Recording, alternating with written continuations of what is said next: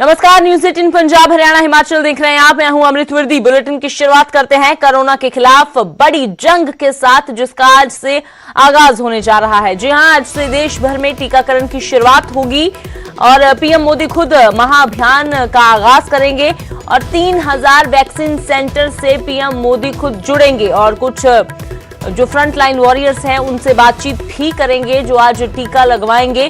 सुबह 10:30 बजे से वैक्सीनेशन की शुरुआत होगी और इसके लिए पूरे देश में तैयारियां कर ली गई हैं। जो सभी राज्य हैं और राज्य से आगे जिले और शहरों में वैक्सीन भेजी जा चुकी है। उससे पहले ड्राई रन किया गया, ट्रायल किया गया और अब सारी तैयारियां मुकम्मल हो गई हैं और आज कोरोना पर सबसे बड़ा वार किया जाएगा। इस महामारी से जो मुक्ति दिलाने के लिए देश को अब पूरी तैयारी कर ली गई है। कोरोना के खिलाफ आज से बड़ी जंग की शुरुआत होने जा रही है। देश भर में सबसे बड़े टीकाकरण का आज से आगाज होगा। तो शुरुआत में जो है 3 लाख के करीब हेल्थ वर्कर्स हैं, उनको आज वैक्सीन दी जाएगी, टीकाकरण किया जाएगा और उसके बाद जो आम लोग हैं उनको वैक्सीन देने का काम जो है वो शुरू कर दिया जाएगा। तो वैक्सीन को जगह जगह पहुंचाया जा चुका है, सेंटर्स बन चुके हैं। 3000 वैक्सीन सेंटर से पीएम मोदी खुद जुड़ेंगे। सुबह 10:30 बजे से वैक्सीनेशन की शुरुआत होगी। तो अलग अलग राज्यों में तैयारियां कर ली गई हैं, पंजाब हो, हरियाणा हो, हिमाचल हो, दिल्ली हो। तो आज सब जगह पर टीकाकरण होने जा रहा है।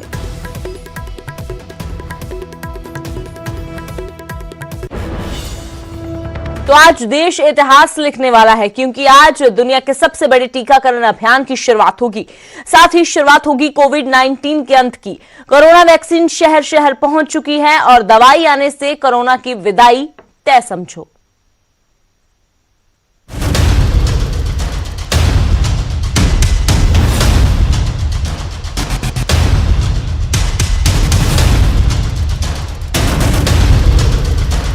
जी हाँ, ये दिन देश के लिए वाकई ऐतिहासिक होगा। इस दिन दुनिया के नक्शे में भारत अलग ही छाप छोड़ेगा। इस दिन दुनिया के सबसे बड़े टीकाकरण अभियान का आगाज होगा और कोरोना पर वार के लिए पूरा देश तैयार है।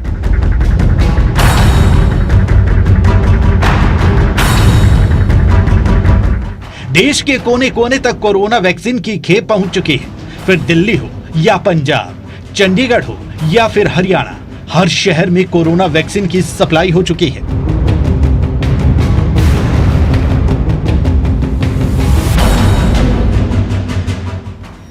वैक्सीनेशन को लेकर तैयारियां मुकम्मल हैं। हाई सिक्योरिटी के साथ कोरोना वैक्सीन को सभी शहरों में पहुंचाया गया।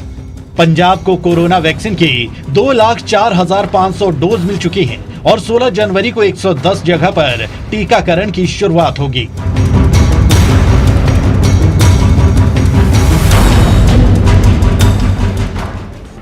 वैक्सीनेशन के लिए देशव्यापी ड्राई रन भी किए गए और अब तो बस अमली जामा पहनाया जाना बाकी है।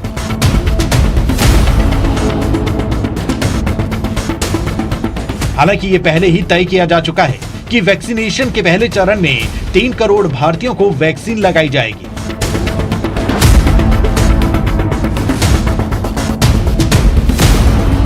सबसे पहले करीब 3 करोड़ हेल्थ केयर और फ्रंटलाइन वर्कर्स को टीका लगाया जाएगा। इसके बाद 50 साल से ज्यादा उम्र के लोगों को कोरोना का टीका लगाया जाएगा। इसमें गंभीर बीमारी से पीड़ित 50 साल के कम उम्र के लोगों को भी टीका लगेगा। सबसे पहले उन लोगों तक कोरोना वैक्सीन पहुंचाने की है जो देशवासियों की स्वास्थ्य सुरक्षा में जुटे हुए हैं, जो हमारे हेल्थ वर्कर्स हैं, सरकारी हो या प्राइवेट, पहले उनको टीका लगाया जाएगा। इसके साथ साथ हमारे जो सफाई कर्मचारी हैं, दूसरे फ्रंटलाइन वर्कर्स हैं, सैन्य बल है, पुलिस और केंद्रीय बल है, होमगार्ड है, डिजास्टर मैनेजमेंट वॉलेंटियर समेत तमाम सिविल डिफेंस के जवान हैं, कंटेनमेंट और सर्वेलेंस से जुड़े रेवेन्यू कर्मचारी हैं, ऐसे साथियों को भी पहले चरणों में टीका लगाया जा रहा है।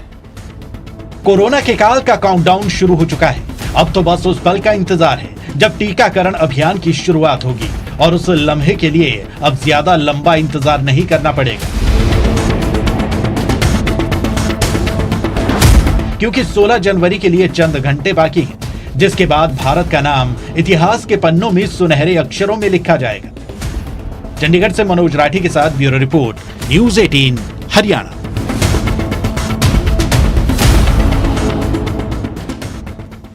तो वैक्सीन का टीका आज लगेगा। देश में सबसे बड़े टीकाकरण अभियान की आज से शुरुआत होने जा रही है।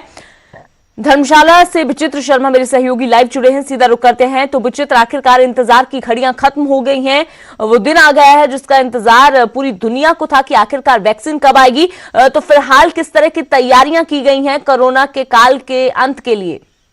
देखिए अमृत, आपने बिल्कुल सही कहा कि जिसका वर्षों, एक साल से जो है वो इंतजार कर रहे थे लोग कि कब वो टीका आएगा, कब वो इंजेक्शन आएगा, कब वो वैक्सीनेशन आएगी, जब वो इस कोविड को भगाने में मददगार साबित होगा। तो आज अल्टीमेटली वो दिन आ ही गया है। आज से पहला चरण जो है वो जारी है। और बात अगर हम पूरे कांगड़ा जिला की करें तो कांगड़ा जिला में जो इस वक्त 400 लोगों को, आज जो पहला चरण है 400 लोगों को जो है वो ये वैक्सीनेशन लगाई जाएगी, ये वैक्सीनेट किया जाएगा, वो डोज दी जाएगी। और उसके बाद जो है वो लगातार दूसरा और तीसरा चरण जो वो जारी रहेगा और 31 मार्च तक ये जो चरण है वो जारी रहेंगे। यानी 3 फेजेस में जो है वो टीकाकरण जो है वो किया जाएगा। लेकिन बात अगर जिला कांगड़ा की अभी हम अलग अलग जगहों की करें, जिस तरह से अभी फिलहाल मैं शाहपुर के सिविल अस्पताल में हूं अमृत, और मैं तस्वीरें भी दिखाना चाहूंगा। फिलहाल तैयारियों की आपने बात करी थी, तो तैयारियां तो फिलहाल अभी तो यहाँ पर सन्नाटा पसरा हुआ है, लेकिन 9:30 बजे के बाद से यहाँ पर जो है वो आवाजाही शुरू हो जाएगी। यहाँ पर उन तमाम जो फ्रंटलाइन वॉरियर्स हैं, जो हेल्थ वर्कर हैं, जिस तरह से हम वार्ड बॉय की बात करें, जो वॉचमैन की बात करें, सुरक्षा कर्मियों की बात करें, नर्सेज की बात करें, इसके साथ ही साथ हम डॉक्टर्स की बात करें, तो उन तमाम फ्रंट वॉरियर्स को, हेल्थ वर्कर्स को जो है आज वो डोज दी जाएगी, वो टीका लगाया जाएगा, उनको वैक्सीनेट किया जाएगा। यहाँ पर जो वो 500 के करीब डोजेज जो वो पहुंच चुकी हुई हैं और 100 लोगों को चूंकि आज पहले दिन के लिए चुना गया है, तो उसके लिए जो तैयारियां यहाँ पर मुकम्मल की गई हुई हैं। बाकायदा यहाँ के स्टाफ की ओर से हमारे द्वारा जो बीते कल भी जब बातचीत की गई थी, सीएमओ कांगड़ा डॉक्टर गुरदर्शन गुप्ता से बातचीत की गई थी, तो उन्होंने बाकायदा तमाम इन सिविल अस्पतालों का दौरा किया था। यहाँ पर खुद कैबिनेट मंत्री सरवीण चौधरी आई थी, चूंकि उन्हीं का इलाका है, उनका विधानसभा क्षेत्र है, तो यहाँ पर उनकी ओर से भी यहाँ पर जो है वो देखा गया था, जायजा लिया गया था कि क्या यहाँ तैयारियां मुकम्मल है, क्या हम लोग तैयार हैं कोविड वैक्सीनेशन के लिए। तो आज कहीं ना कहीं बड़ा दिन कहें अगर पूरे देश भर के लिए, तो अतिशयोक्ति नहीं होगी अमृत। और आज जो है वो पूरे कांगड़ा भर में, ज्वाली में भी, यानी जो सिविल अस्पताल ज्वाली है वहां पर भी इसी तरह से काम किया जाएगा, पालमपुर में। और सबसे बड़ी बात यह है कि जो सेंट्रल जो वैक्सीनेशन सेंटर बनाया गया है उसको बनाया गया है टांडा मेडिकल कॉलेज, यानी शिमला में आईजीएमसी और कांगड़ा में जो है टांडा मेडिकल कॉलेज को जो है वो सेंटर बनाया गया। और बाकायदा प्रधानमंत्री नरेंद्र मोदी आज जिनको यहाँ पे जो लाभार्थी होंगे, जिनको ये डोज दी जाएगी, उनसे बातचीत भी कर सकते हैं। तो कांगड़ा जो है वो पूरी तरह से तैयार है पहले चरण के लिए। आज 400 लोगों को जो है ये डोज मुहैया करवाई जाएगी। और हाँ, बड़ी बात यह है अमृत कि जो हमारी बातचीत यहाँ के जिलाधीश राकेश प्रजापति से हुई थी, तो उन्होंने कहा था कि स्वेच्छा से ये डोजेज जो है वो लोगों को दी जाएगी। फ्रंटलाइन वॉरियर्स हो या फिर हेल्थ वर्कर्स हो, सभी को स्वेच्छा से दी जाएगी, जोर जबरदस्ती किसी के साथ नहीं होगी। और हाँ, अभी फिलहाल जो 3 चरण है, यानी 31 मार्च तक जो 28,000 लोगों को ये डोजेज मुहैया करवाई जाएगी, उन सबको मुफ्त करवाई जाएगी, फ्री ऑफ कॉस्ट है। उसके अलावा बाद की बात रहेगी तो उसमें जिस तरह की गाइडलाइन जो वो भारत सरकार की होगी, राज्य सरकार की होगी, उसके मुताबिक जो वो काम किया जाएगा। लेकिन फिलहाल आप देख सकते हैं कि अभी यहाँ पर तो कोई सन्नाटा पसरा हुआ है, लेकिन 9:30 बजे के बाद से जो है वो सारी यहाँ पर आवाजाही होगी। वो 3 अलग अलग जो यहाँ के लिए बाकायदा रूम बनाए गए हैं। सबसे पहले वेटिंग रूम होगा। वेटिंग रूम में कोई भी जिसको ये लाभ मुहैया करवाना है या जो स्वेच्छा से आ रहे हैं, वॉलंटरली जो इस डोजेस को वैक्सीनेट करवाने के लिए तैयार हैं, तो उनके लिए अलग अलग कमरे यहाँ पर बनाए गए। सबसे पहले वेट किया जाएगा, उसके बाद उनको जिसको डोज दी जाएगी, उसके बाद ये देखा जाएगा कि कहीं ये रिएक्शन तो नहीं कर रही है। और उसके बाद जो है उनकी काउंसलिंग भी होगी। काउंसलिंग के बाद जो है उनको बाकायदा ये बताया जाएगा कि अगले 28 दिन के बाद उनको ऐसा नहीं है कि अगर एक बार उनको वैक्सीनेट कर दिया गया है तो वो कहीं भी घूम सकते हैं बिना मास्क के। एंड जो जितनी भी तमाम प्रकार की जो SOP है, गाइडलाइंस है, दिशा निर्देश है हेल्थ। बिल्कुल, तो विचित्र सावधानी तो हालांकि अभी भी बरतनी होगी, एहतियात जरूरी है। फिलहाल जैसे जैसे समय आगे बढ़ेगा वैसे वैसे हलचल भी बढ़ेगी, नजर लगातार बनी हुई है। शुक्रिया फिलहाल इस तमाम जानकारी के लिए। तो धर्मशाला की तस्वीरें आपने देखी। धर्मशाला हो या फिर तमाम देश के अलग अलग हिस्से, सभी जगह पर अब तैयारियां मुकम्मल कर ली गई हैं। इंतजार अब किया जा रहा है तो बस 10:30 बजे जब प्रधानमंत्री मोदी खुद इस अभियान की शुरुआत करेंगे और इसके साथ ही अलग अलग जगहों पर वैक्सीन देने का काम शुरू कर दिया जाएगा।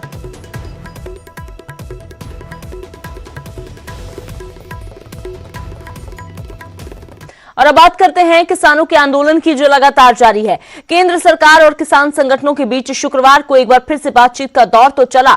सुप्रीम कोर्ट की ओर से बनाई गई कमेटी के बाद सरकार और किसानों के बीच ये पहली बैठक हुई, लेकिन इस बार भी कुछ अलग नहीं दिखा। सरकार और किसान संगठनों के बीच अब अगली बैठक 19 जनवरी को होगी।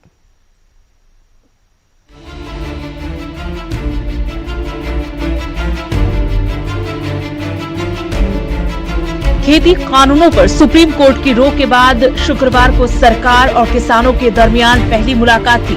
अंदाजा पहले से ही था कि पिछले 8 बैठकों की तरह इस बार भी कुछ खास निकलने वाला नहीं, और करीब 5 घंटे की माथापच्ची के बाद उसी अंदाजे पर मुहर भी लग गई। पिछली बैठकों की तरह इस बार भी ना तो सरकार कानूनों को रद्द करने के मूड में थी और न ही किसानों को इससे कम कुछ मंजूर था। कुछ नहीं, खास बात नहीं हुई, वही बात अटकी हुई है। और 19 तारीख को 12 बजे 19 तारीख ਨੂੰ 12 ਵਜੇ अगली मीटिंग। 3 कानूनों बारे कोई गल लगे नहीं होती। आज नवंबर तो 3 कानूनों पर हुआ, 3 कानूनों पर वो रिपील पर नहीं आए, वही कम संशोधन पर ही आ रहे थे, पर हम माने नहीं। कानून रद्द होंगे या नहीं होंगे, सरकार और किसानों के बीच की तकरार अब इसी सवाल के इर्द गिर्द घूम रही है। रुख किसी का नहीं बदल रहा, बस इतना जरूर है कि बातचीत का सिलसिला जारी है। अब 9 बेनतीजा बैठकों के बाद 19 जनवरी को 10वें दौर की मुलाकात हुई। चर्चा निर्णायक मोड़ पर नहीं पहुंच पाई और उसके बाद यूनियन और सरकार दोनों ने मिलकर ये तय किया कि 19 जनवरी को दोपहर 12 बजे पुनः चर्चा करेंगे। मुलाकातों के सिर्फ दौर बदल रहे हैं, ना मसला बदल रहा है, ना नतीजा बदल रहा है। हालांकि शुक्रवार की बैठक में कृषि मंत्री यह कहकर किसानों को जरूर मनाते दिखे कि सरकार अपने शुरुआती रुख से काफी पीछे जा चुकी है, मगर किसान टस से मस होने को तैयार नहीं।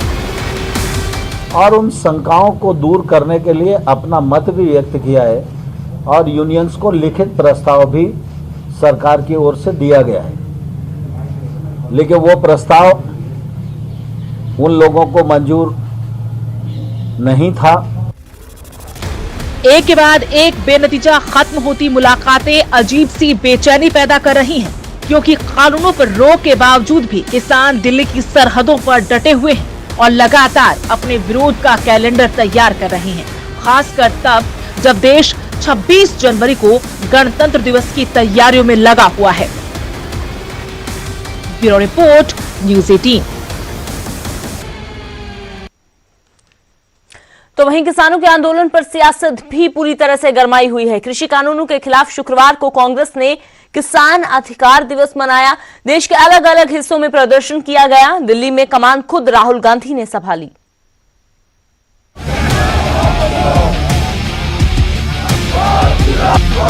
किसान और सरकार बातचीत की मेज पर बैठे थे तो कांग्रेस शुक्रवार की दोपहर सड़कों पर उतर आई। ऐलान के मुताबिक हर सूबे में कांग्रेस का काफिला राजभवन की तरफ निकला। दिल्ली में कमान संभाली खुद पार्टी के पूर्व अध्यक्ष राहुल गांधी ने। बहन प्रियंका के साथ राहुल गांधी दिल्ली में लाव लश्कर के साथ लेफ्टिनेंट गवर्नर के घर की तरफ बढ़े ताकि मोदी सरकार के लाए खेती कानूनों के खिलाफ विरोध जाहिर किया जा सके। इसीलिए पुलिस का पहरा भी सख्त था, लेकिन ज्यादा देर तक ये सब कुछ टिक नहीं पाया। कांग्रेस के कार्यकर्ता पुलिस की बैरिकेडिंग गिराते हुए आगे निकल पड़े। खेती कानूनों के खिलाफ और किसानों के समर्थन में जंतर मंतर पर भी पंजाब कांग्रेस के सांसदों का धरना लंबे वक्त से जारी है।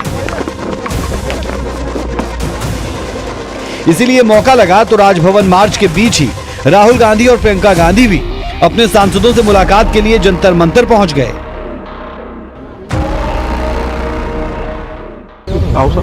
ये जो कानून है, ये 3 कानून रद्द होंगे। Main point. एक तरफ आला कमान सड़कों पर था तो दूसरी तरफ सूबे की लीडरशिप भी राजभवन के घेराव के लिए अपने अपने दफ्तरों से निकली। पंजाब कांग्रेस के काफिले की अगुवाई सुनील जाखड़ कर रहे थे। हरियाणा का काफिला कुमारी सैलजा के पीछे चल रहा था, तो हिमाचल में कुलदीप राठौर के साथ कांग्रेस के कार्यकर्ता मार्च करते दिखे। खेती कानूनों के बाद सबसे बड़ा संग्राम पंजाब और हरियाणा में छिड़ा,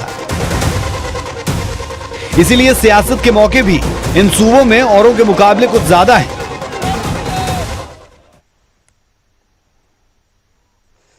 तो बात करते हैं मौसम के मिजाज की। मनाली इन दिनों पर्यटकों से गुलजार हो गई है। मनाली की खूबसूरती, मौसम का मिजाज और पर्यटकों की चहल पहल ने मनाली और भी ज्यादा लुभावनी कर दी है। अच्छी बात यह भी है कि कारोबारियों का कारोबार भी चल पड़ा है। पर्यटक सैकड़ों की संख्या में मनाली के सुहावने मौसम का लुत्फ लेने के लिए यहां का रुख कर रहे हैं। मनाली में उमड़ी पर्यटकों की तादाद से मॉल रोड सहित आसपास के पर्यटन स्थल भी पर्यटकों से गुलजार हो गए हैं। मनाली में बढ़ती पर्यटकों की तादाद से पर्यटन कारोबार से जुड़े लोगों के चेहरे भी खिल गए हैं। आपको बता दें कि कोरोना की वजह से कारोबार बुरी तरह से प्रभावित हुआ था और ऐसे में नवंबर महीने से हो रही बर्फबारी पर्यटन कारोबार के लिए भी संजीवनी बनकर आई है और इसके साथ ही पर्यटनों के लिए भी जो सौगात बनकर आई है। इसीलिए बड़ी तादाद में जो पर्यटक हैं वो वहां पर पहुंच रहे हैं।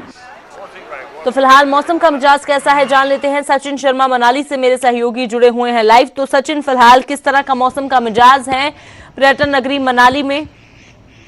जी अमृत, देखिए अगर मैं बात करूं मनाली तो मनाली में जो इसमें मौसम बिल्कुल सुहावना बन चुका है और घाटी में जो हल्की हल्की धूप खिलनी शुरू हो चुकी है। हालांकि सुबह का समय है, ऐसे में जो ऊपरी क्षेत्र है वहां पे जो है हल्की हल्की धूप जो पहाड़ों पर खिल रही है, जिससे जो है पूरे पहाड़ जो चांदी की तरह यहाँ पे चमक रहे हैं। अगर मैं तापमान की इसमें बात करूं, जो तापमान यहाँ पर जो है गिरावट माइनस में जा रहा है। हालांकि आज के तापमान की बात करूं तो आज जो है -2 के करीब यहाँ पर जो है तापमान दर्ज किया गया। इसके अलावा मैं बात करूं यदि पर्यटन कारोबार से, तो पर्यटन कारोबार में कहीं ना कहीं काफी ज्यादा इजाफा हुआ है। जिस तरह जो है कोविड के बाद जिस तरह नवंबर में ये बर्फबारी हुई है, तो काफी ज्यादा जो पर्यटन कारोबार में यहाँ पर इजाफा और काफी संख्या में पर्यटक भी जो है यहाँ पर घूमने के लिए पहुंच रहे हैं। लेकिन कुछ दिक्कतें काफी ज्यादा यहाँ पे बढ़ती जा रही, क्योंकि अक्सर देखा जाता है कि नवंबर से जो फरवरी तक का महीना होता है, इसमें जो स्थानीय लोगों को खासी दिक्कतों का यहाँ पर सामना करना पड़ता है, क्योंकि तापमान माइनस में होने के कारण जो है यहाँ पर सबसे ज्यादा दिक्कत जो है पीने के पानी की वो यहाँ पे रहती है।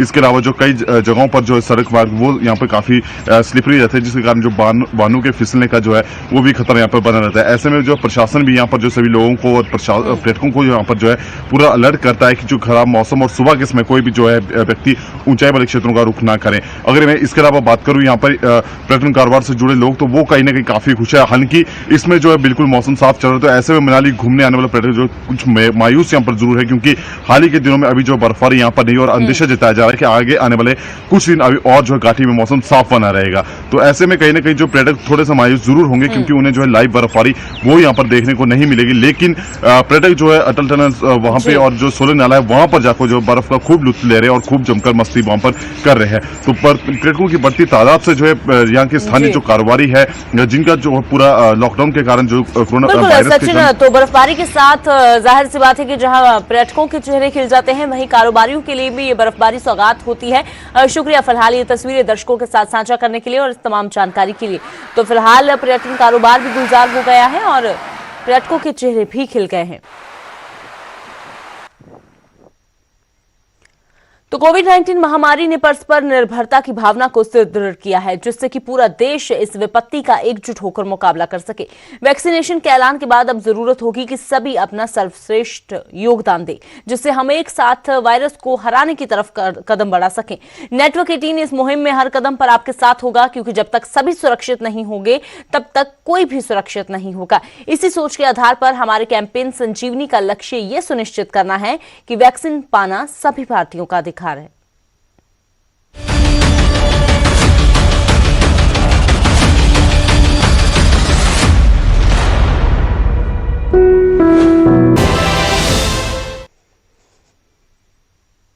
ब्रेक के बाद एक बार फिर से आपका स्वागत है। टीवी पर पहली बार आ रहा है एक अनोखा शो यंग जीनियस। जी हां, आज शाम 7:30 बजे न्यूज़ 18 पंजाब, हरियाणा, हिमाचल पर। उससे पहले देखिए ओडिशा की 14 साल की ह्यूमन एटलस।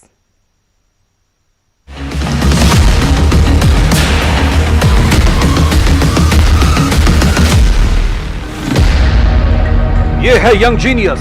इस बच्ची का हुनर और याददाश्त बेजोड़ है।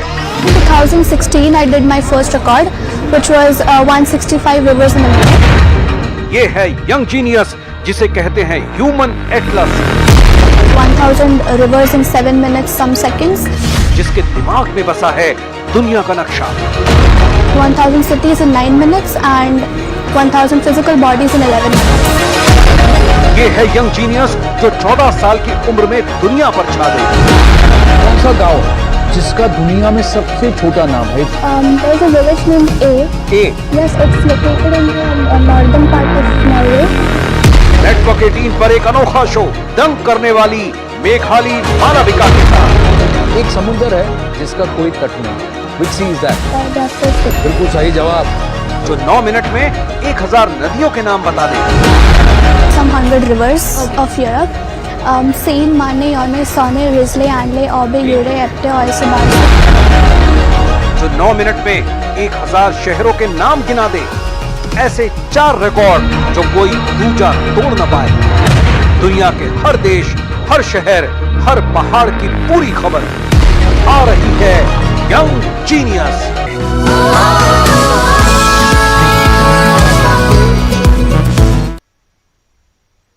तो बच्चे चाहे जो हो देश को बदलने की काबूद रखते हैं। बच्चे चाहे तो नदी की धारा मोड़ दें। ऐसे ही कुछ यंग जीनियस के साथ नेटवर्क 18 लेकर आ रहा है एक अनोखा शो बायजूस यंग जीनियस। आज शाम 7:30 बजे न्यूज 18 पंजाब हरियाणा हिमाचल पर देखिए पहला यंग जीनियस। एक ऐसा बच्चा जो 15 साल का है और मशहूर संगीतकार AR रहमान भी इनके फैन हैं।